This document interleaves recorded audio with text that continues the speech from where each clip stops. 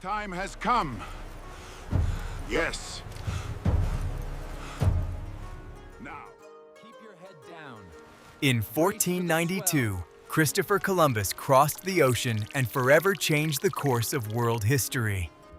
Modern textbooks call this event the greatest discovery of the age of great navigators. But there is one huge and surprising historical inaccuracy here. 5 centuries before the Spanish caravels appeared, a completely different group of people landed on the shores of the New World.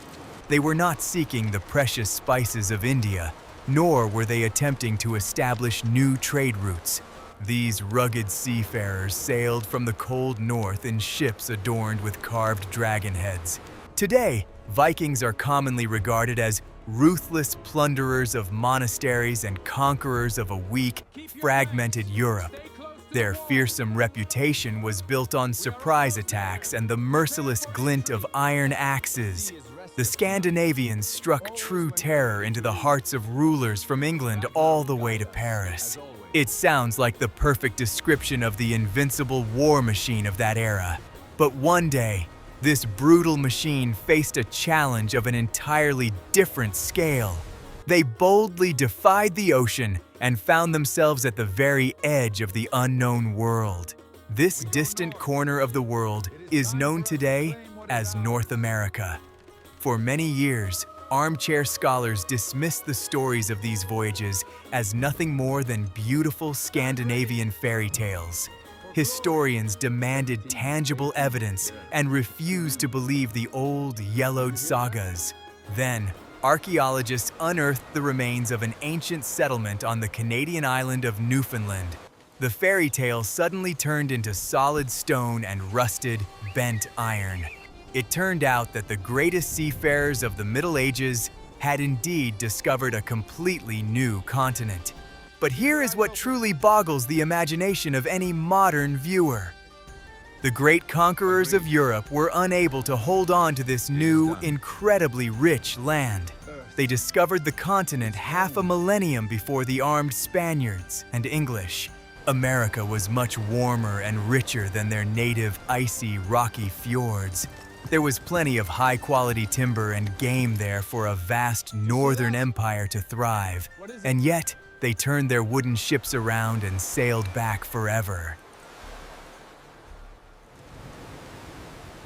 The answer to the question of why they retreated lies not in cowardice or a lack of ambition. The problem was who exactly they encountered on the new sandy shore. The Vikings expected to see yet another empty land like Iceland, which they had discovered earlier. Instead, they encountered people who had absolutely no intention of giving up their home to strangers. This unexpected encounter forever changed the grand plans of the Scandinavian colonizers. Pride collided with reality, and reality turned out to be far more brutal. Modern films often portray the epic battles of the past as pure heroism of lone warriors. In reality, any war is always a brutal economic endeavor and involves incredibly complex logistics. The Vikings were highly skilled at calculating their resources and assessing risks with great pragmatism. They were not just fierce fighters, but also highly pragmatic, calculating traders. When the cost of holding territory became too high, they made cold, calculated decisions. America proved too expensive even for Europe's finest warriors. Imagine a tiny group of frightened people on the other side of a vast planet. Behind them lie thousands of kilometers of cold and utterly unpredictable ocean. It would take long, exhausting weeks to sail to the nearest friendly port. There are no communication systems, and reinforcements won't arrive at the first call. It was in these terrible conditions that a handful of northerners found themselves in a dark, foreign forest. This was not a triumphant, easy conquest, but a daily, brutal struggle for basic survival. This incredible historical drama will be examined in detail, step by step.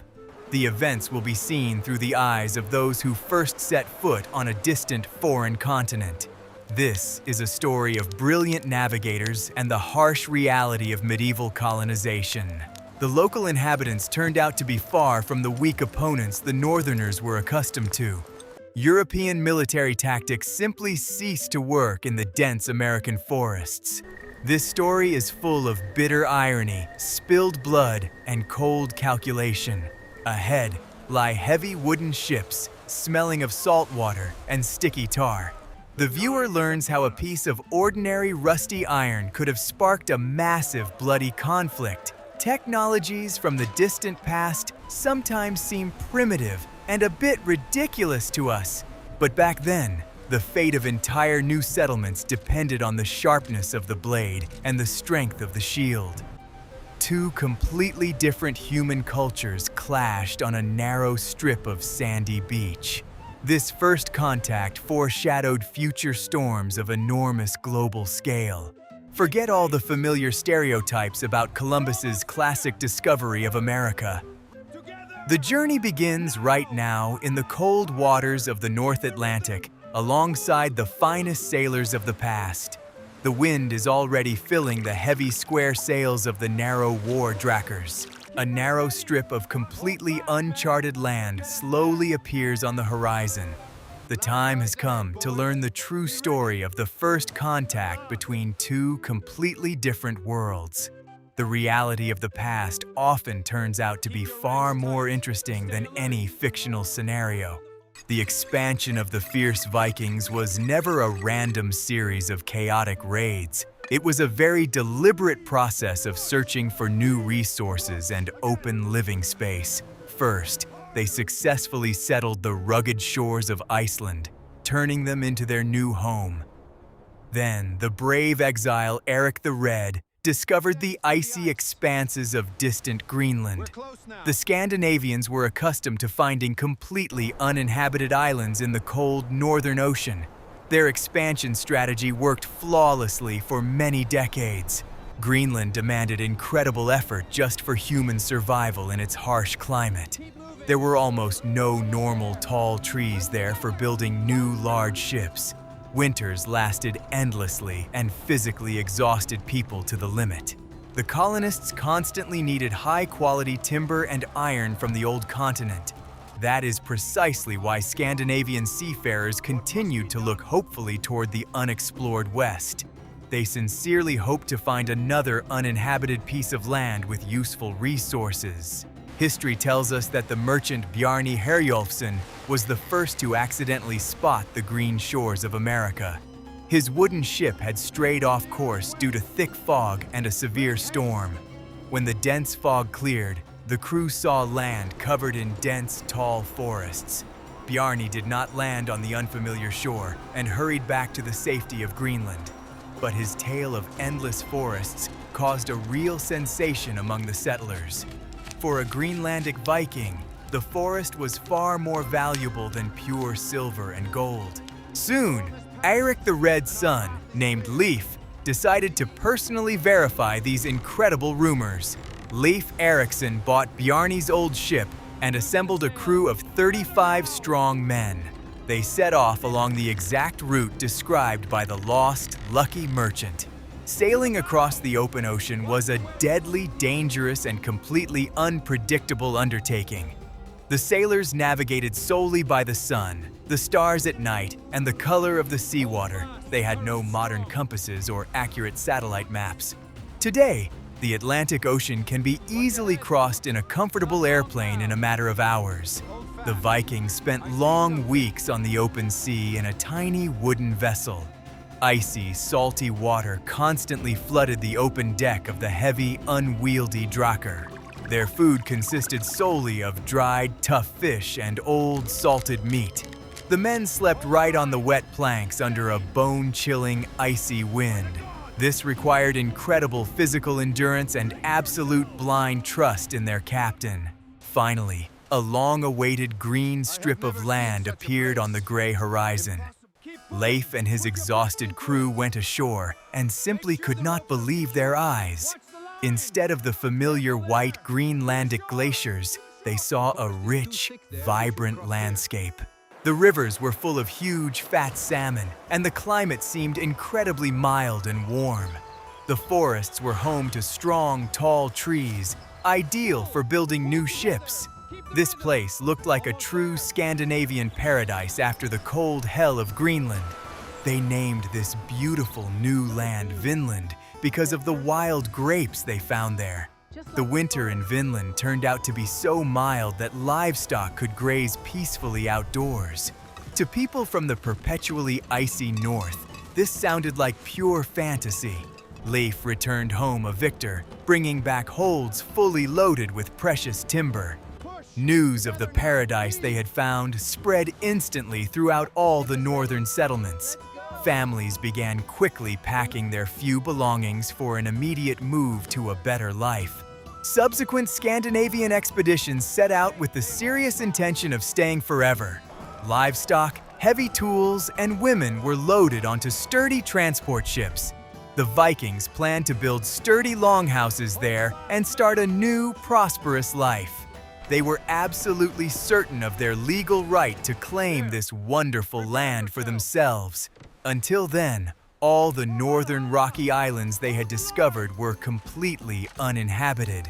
None of the northerners expected to encounter armed indigenous inhabitants there. The logic of medieval colonizers was extremely simple and very brutal. If the land is free, then it rightfully belongs to whoever first drove an axe into it. Europeans were accustomed to certain harsh rules of the game in new, undeveloped territories. But the mysterious green Vinland had a huge and extremely unpleasant surprise in store for them. This vast continent had been densely populated by people for thousands of years, and the locals had no need whatsoever for new, aggressive, pale-faced neighbors. The illusion of an empty, peaceful paradise shattered into pieces one clear, sunny morning.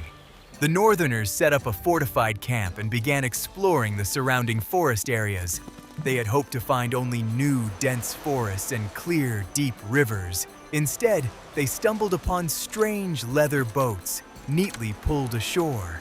Beneath these fragile boats, completely unfamiliar people with dark hair slept peacefully. The perfect European plan for colonization suffered its first serious and irreparable crack. 9 local Native American hunters slept beneath their overturned leather canoes on the beach. The harsh Vikings' reaction to the strangers was swift and incredibly brutal. The northerners made no attempt to speak to or understand these sleeping men.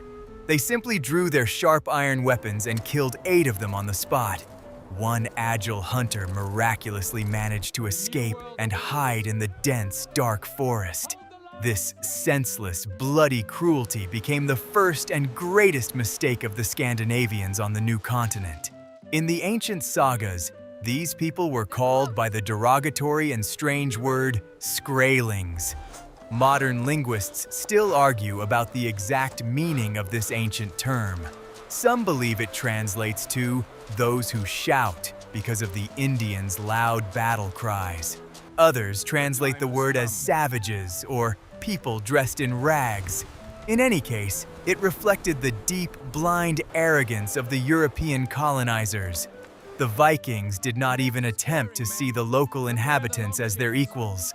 The hunter who had fled into the forest very quickly brought reinforcements from his large tribe. Soon the bay turned black with a multitude of leather canoes swiftly heading toward the Norse camp. The Native Americans were determined to take brutal revenge for their treacherously slain brothers. The first documented bloody battle between Europeans and Native Americans began. The Vikings defended themselves with their huge, round wooden shields against a hail of sharp stone arrows. Technological superiority in defense still favored the uninvited, aggressive guests. In this first fierce clash, the Scandinavians miraculously managed to repel the attack. However, they were deeply shaken by the number of warriors who suddenly emerged from the forest. In their accustomed view, the new world was supposed to be completely uninhabited. Now, however, it turned out that the green forests were teeming with thousands of unknown, hostile warriors.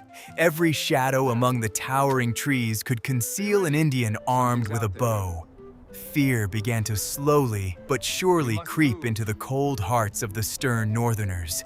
Despite the bloody start, subsequent expeditions attempted to establish peaceful contact. For the shrewd Vikings, trade had always been no less important than bloody warfare. When a new group of colonists arrived in Vinland, the Native Americans reappeared at the wooden camp. This time they had come not to fight, but to trade valuable goods. The Northerners raised white shields above their heads as a sign of their exclusively peaceful intentions. It was a moment of absolute tension and deep mutual distrust. The scene of this encounter resembled footage from a primitive, tense documentary film. On one side stood tall, fair-haired men in heavy iron helmets. On the other side stood dark-haired, agile hunters in animal skins.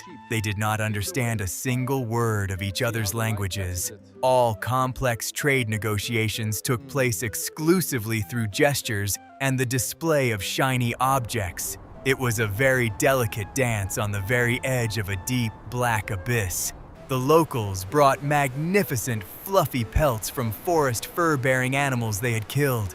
For the poor Greenlandic settlers, these furs held immense commercial value. In wealthy Europe, such high-quality pelts were worth a fortune in the markets. In exchange, the Native Americans unexpectedly asked only for the Vikings' red woolen cloth. The fabric's bright, rich color captivated the Native Americans, who were accustomed to dull, natural hues. Trade proceeded surprisingly briskly and was extremely profitable for both sides. The Native Americans were willing to readily trade whole bundles of perfect pelts for small strips of fabric. When the Vikings began to run out of red wool, they resorted to a simple trick. They began cutting the remaining fabric into tiny, narrow strips, but the locals were still eager to trade them for their precious soft furs. Business was going simply splendidly, and the Northerners began happily calculating their future profits. It seemed that two different cultures had finally found an excellent point of profitable contact. The Native Americans were also very interested in the shiny iron weapons of the strange strangers. However, the cautious Scandinavian leaders strictly forbade the sale of sharp swords and axes. They fully understood the monstrous danger of transferring advanced technology to a potential enemy. Giving the locals hard iron would have been tantamount to signing their own death warrant. The Vikings offered only peaceful household goods and strictly hid their steel blades. This cold caution was entirely justified, but it could not prevent the catastrophe. The fragile, temporary peace was shattered by a very foolish and unforeseen accident. During another trade session, a huge Scandinavian bull suddenly burst out of the forest. The animal bellowed loudly, scaring the unprepared Native Americans half to death. The Native Americans had never before seen such huge and noisy horned beasts. They decided that it was some kind of terrible demonic monster summoned by the strangers to attack them. In a panic, the Indians grabbed their weapons, and the peaceful trade instantly turned into a bloody massacre. The war between the Vikings and the Native Americans became a true clash of two completely different historical eras. The Europeans brought advanced metalworking technologies to the new, untouched continent. Their heavy iron axes easily chopped not only wood, but also strong human bones. Sturdy metal chainmail reliably protected the Northerners from the light weapons of the local tribes. At that time, the Native Americans lived in the conditions of the classic, harsh Stone Age. Their long arrows and spears had sharp points made of skillfully carved stone or bone. At first glance, the outcome of such a technological confrontation seems absolutely predetermined. Modern people are firmly convinced that strong steel always easily defeats simple, fragile stone. The Vikings, too, sincerely believed in their absolute military and technological invincibility. In a direct one-on-one clash, a trained northerner was indeed a veritable killing machine. His heavy, long sword could easily split an Indian's wooden shield in two, but real warfare in the forests rarely consists of fair and predictable duels. The Native Americans quickly realized that close combat with the Iron Men was utterly suicidal. They abruptly changed tactics and began to skillfully exploit their primary forest advantages. The indigenous people knew every bush and every narrow path in this forest like the back of their hands. They moved absolutely silently, like true invisible forest ghosts. Stone arrows flew from the thick undergrowth with deadly and terrifying accuracy. The Northerners' heavy, impenetrable armor suddenly became their own deadly trap. Iron chainmail perfectly stops the gliding side strikes of a light bronze sword, but it proved to be very poor protection against a well-aimed stone arrow fired point blank by an Indian. Iron is incredibly heavy and very quickly exhausts a warrior when running across rough terrain. The Native Americans wore light leather clothing and could attack their enemies with lightning speed. They struck suddenly and instantly vanished into the thick green undergrowth. The Vikings, in their heavy iron helmets, simply could not physically keep up with them. Old sagas tell of a strange and terrifying weapon used by the local inhabitants. The Native Americans raised huge black balls resembling swollen stomachs on long poles. They hurled these balls into the dense ranks of the Scandinavians, creating a terrifying crash upon impact. Scholars believe this was some kind of primitive but effective psychological weapon. The rumbling frightened the superstitious people and drove their war horses mad. Even the most fearless Northerners began to panic at the sight of these incomprehensible, devilish contraptions. Once, this mysterious sonic weapon sent an entire squad of strong Vikings fleeing in panic. Battle-hardened, sturdy men simply turned and ran toward their ships. Their retreat was halted by a single fierce, pregnant woman named Freydis. She snatched a heavy sword from a slain tribesman and with a loud cry, rushed at the enemies. She struck her bare chest with the cold blade, terrifying the Indians with her savagery. The Indians retreated in shock, but this incident clearly demonstrated the incredible fragility of the colonists' psyche.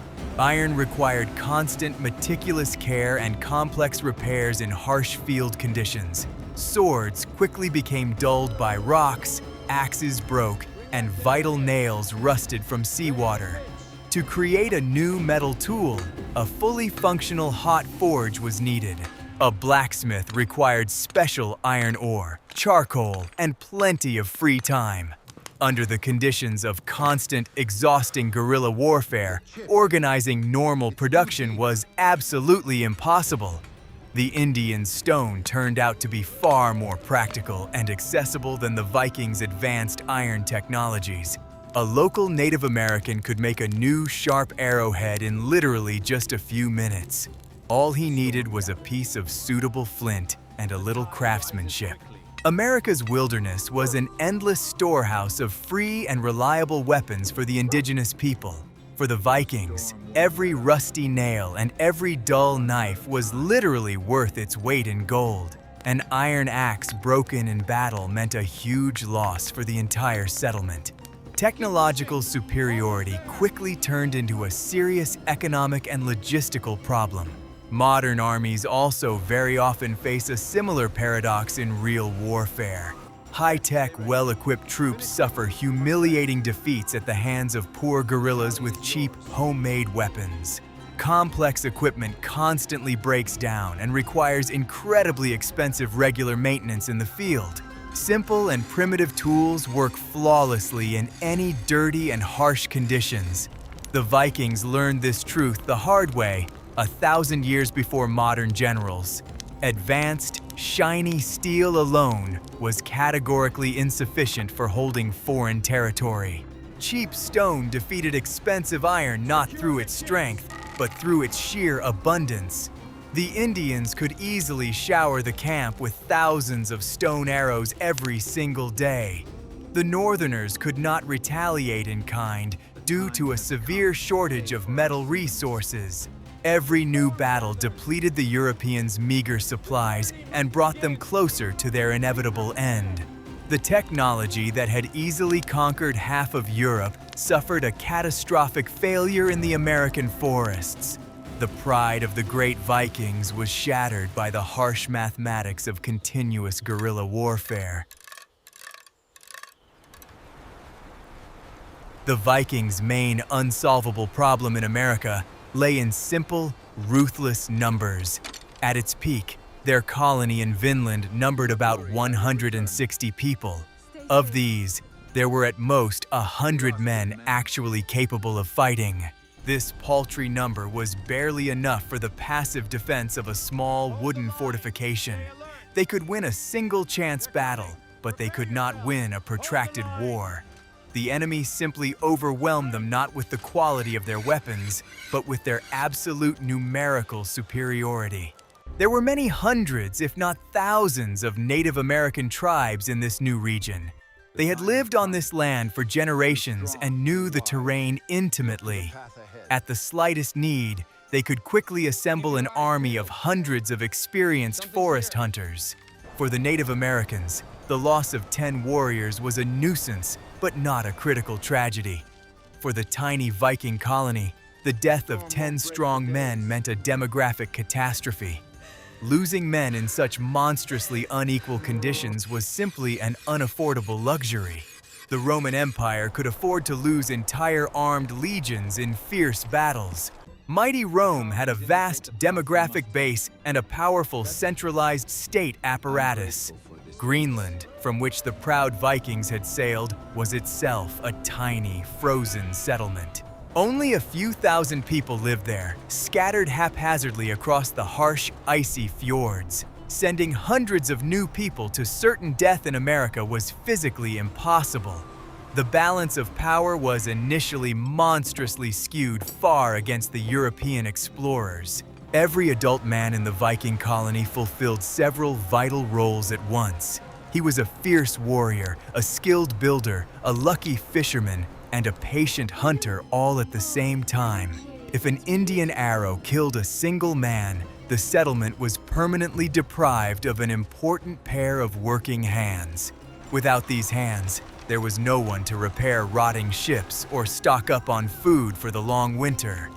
War took precious time away from survival, and survival left no time for war. It was a vicious cycle with absolutely no good way out. Local Native American tribes could attack the colonists at any random moment of the day or night. The Native Americans did not build large, cumbersome siege engines, nor declare official, noble wars. They simply methodically wore down their exhausted enemy with small, painful strikes from the forest. The Vikings were forced to keep vigilant sentries at all times and sleep with heavy weapons in their hands. Chronic, exhausting sleep deprivation and constant severe stress destroyed people's morale faster than any disease. An invisible nighttime enemy is always far more terrifying than one you can clearly see right in front of you. The conquest of civilized Europe followed a completely different mathematical and logical model for the Vikings. There, they launched sudden attacks on wealthy but poorly defended and isolated Christian monasteries. In Europe, they themselves were mobile guerrillas, terrorizing the sluggish armies of cowardly kings. They struck with precision, plundered valuables, and quickly retreated to the safety of the sea. In distant America, they suddenly found themselves in the role of clumsy, sedentary defenders of their own fortress. The roles had reversed, and they absolutely hated this new defensive role. The Forest Indians had absolutely no need to defend stone castles or gold vaults. They simply did not have large cities that could be subjected to a grueling siege. If the Vikings tried to attack openly, the locals would simply retreat deeper into their endless dark forests. Searching for mobile guerrillas in the wild taiga was a completely pointless and extremely dangerous endeavor. The Norse were accustomed to plundering those who had accumulated material wealth in chests. Here, however, The only wealth was the land itself, which could not be carried away on a drakkar. This war had turned into a veritable economic black hole for the Scandinavian colony. Food supplies were rapidly dwindling because people were afraid to venture far into the forest to hunt. Mutually beneficial trade with the locals had ceased entirely after the first rivers of human blood were spilled. Hopes for peaceful, tranquil coexistence evaporated like the cold morning mist over the ocean. Every day spent in America cost the colonists enormous mental and physical strain. The mathematics of war clearly and unambiguously showed that the project was doomed to complete and unconditional failure. The modern, ruthless business world calls this a return on investment or simply a return of capital. The Vikings did not know such clever modern terms, but they understood their financial essence perfectly well. They had invested their best ships, healthy men, and valuable resources in this risky expedition. In return, they received only constant primal fear, severe injuries, and empty shipholds. Any rational investor in such a loss-making situation would immediately shut down their failed project. The Norse were fierce warriors, but they were certainly not blind fools. Coming to terms with their own utter helplessness was extremely difficult for these great, invincible navigators. They were the very first Europeans to discover this incredible, rich, and vast continent. They saw endless, dense forests, the clearest, deep rivers, and fertile, soft soil. But the cold, unforgiving statistics of the dead and wounded forced them to make a very bitter decision. They could not turn their great discovery into a new, powerful northern empire. A small group of exhausted people was physically incapable of conquering an entire continent without outside help. We have arrived.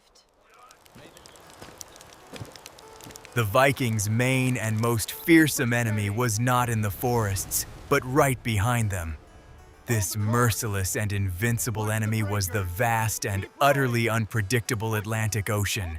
The distance from the green Vinland to their icy homeland of Greenland was thousands of kilometers of treacherous water. To receive fresh reinforcements or new iron tools, they had to sail for several grueling weeks. If a ship sank in a storm, the settlement was left without vital supplies forever. No normal army can fight with its supply lines completely cut off. The proud Spaniards of the 16th century also conquered the Americas while being very far from home. But they had huge, spacious galleons, accurate compasses, and the support of the richest royal treasury. The state sent them regular, protected convoys with gunpowder, horses, and fresh armed soldiers. The Vikings had neither a royal treasury nor a centralized system of state support for expeditions. Their voyages were financed by private individuals from their own very modest savings. They were, in effect, lone entrepreneurs in an utterly wild and deadly dangerous market. The capacity of a standard narrow Scandinavian drakkar, or cargo nor, was extremely limited. A wooden ship could carry 30 people and very little useful cargo.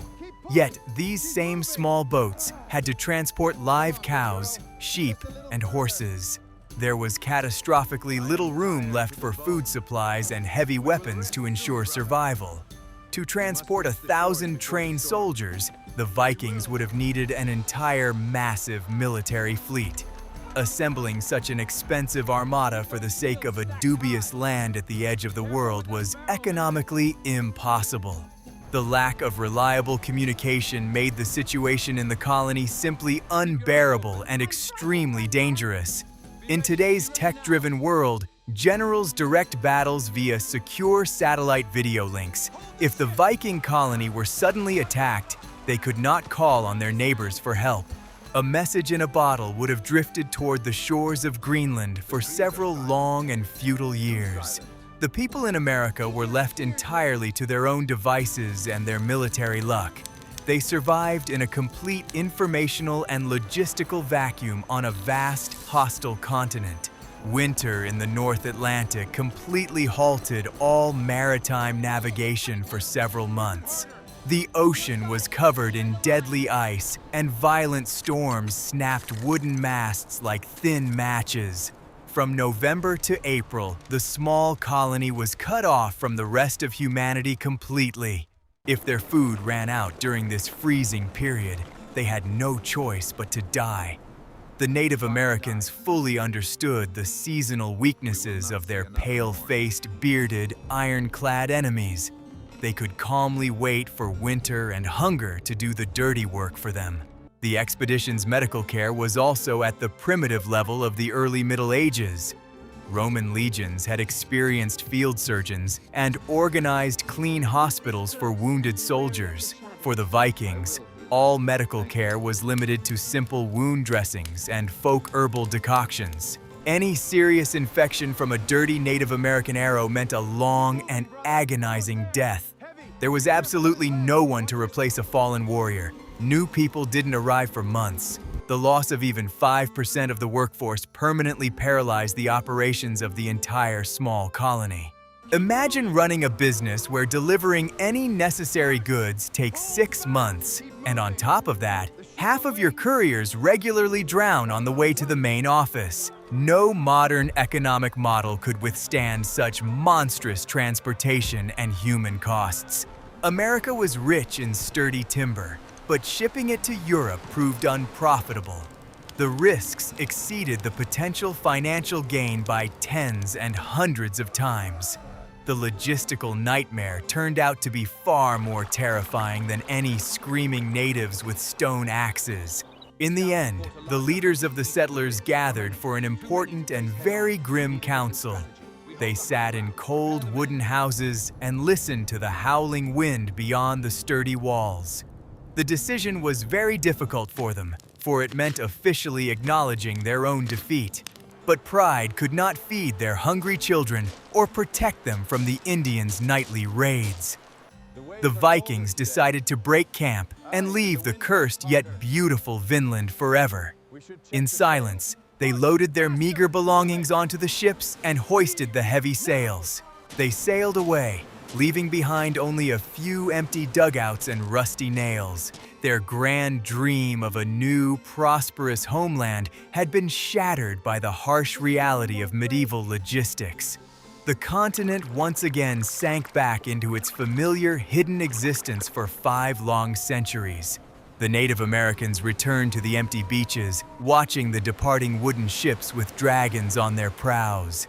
They had successfully and incredibly fiercely defended their home against the first wave of European invasion. It was a clear victory for the Native Americans over the greatest warriors of their time. The Vikings' discovery of America was a brilliant geographical blunder of history, one that was ahead of its time. They achieved the utterly impossible, but they lacked the tools to consolidate their success. 11th century navigation technology simply could not sustain a transatlantic empire. It's like striking gold on Mars with nothing but an old bicycle. The discovery was entirely real, but reaping its benefits proved physically impossible. True colonization required a completely different level of technological and societal development. The history of the Vikings in America is not just an amusing and insignificant historical curiosity. It is a brilliant, brutal lesson in how the real mechanisms of global military expansion work. Personal heroism and sharp swords are absolutely insufficient for creating a viable and strong colony. Victory always goes to whoever has better organized supply lines and more human resources. The Norse were the best sailors, but they were not magicians capable of defying space. They honestly lost this historical battle to geography itself and to harsh, merciless mathematics.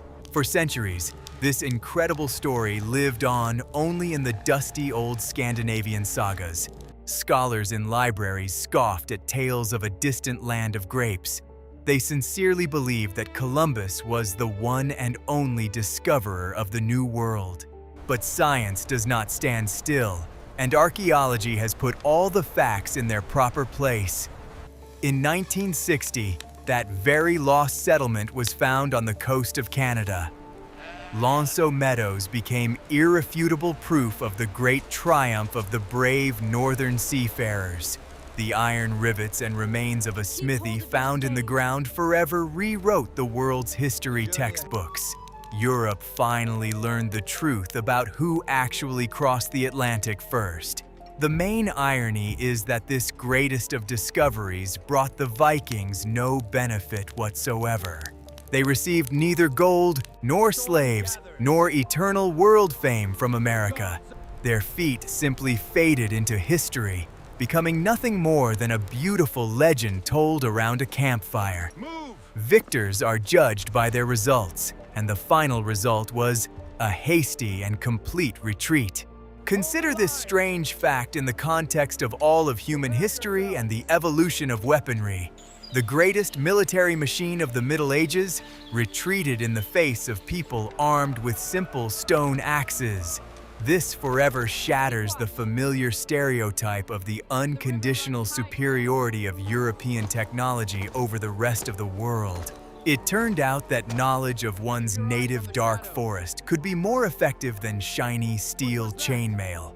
The Native Americans' guerrilla forest tactics proved to be the perfect response to the aggression of the Men of Iron. Many modern armies around the world will be studying this bloody lesson for hundreds of years to come. People often marvel at technology and completely forget about the human factor in war. The Romans consistently won thanks to the endless endurance and flawless organization of their massive legions. The Vikings struck terror with the mobility and suddenness of their brutal and swift sea raids. But in distant America, both of these great concepts proved absolutely and completely useless. Here, what was required was an incredible ability to negotiate or the capacity to bring in 100,000 soldiers. The Scandinavians were unable to do either under those harsh conditions. Today, plane tickets to New York can be bought easily with just a few clicks. Hot, delicious coffee warms the passengers while the autopilot guides the steel bird over the ocean. In such absolute comfort, one quickly forgets the terror of the people of the past, sailing into the unknown. The Vikings were the true, brave astronauts of their time, flying into complete darkness. They risked absolutely everything for the dream of a better life on new, green lands. And even their ultimate defeat inspires sincere, deep respect for their incredible courage. Their wooden ships have long since rotted away, and their iron axes have turned into shapeless brown rust. But the memory of these desperate and brave people lives on in modern culture. Movies are regularly made about them, books are written, and popular video games are created. They have become a vivid symbol of absolute freedom and fearlessness in the face of any mortal danger. Their brief encounter with the Native Americans remains one of the most gripping stories in history. It was a brief flash of lightning in the darkness, illuminating the continent for a fleeting moment.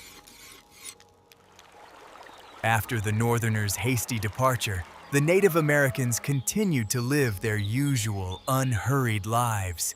They had no idea that this brief skirmish was merely a small rehearsal. 500 long years later, other people would arrive on their shores in large ships. And these new people would already possess deadly firearms and terrible diseases. They would bring with them what the brave medieval Scandinavian seafarers did not have. They would have endless resources and the backing of powerful empires behind them. But in the 11th century, the New World managed to defend its green, forested borders. It was a harsh era when nature could still dictate its strict rules to man. The forests were too dense, the ocean too vast, and the winters too unbearably cold. Humankind had not yet learned to fully subjugate the vast planet to its ambitions and desires. The history of the Vikings in Vinland serves as a wonderful reminder of those long-forgotten times. It teaches us the necessary humility in the face of vast and insurmountable natural expanses. Thus ends the tale of the first contact between two completely different human worlds.